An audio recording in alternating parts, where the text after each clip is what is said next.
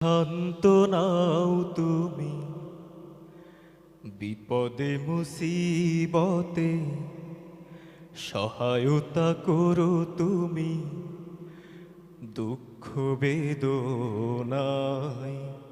শান্ত নাও তুমি, হারানোর ব্যথা যদি ঘিরে ধরে আমাকে,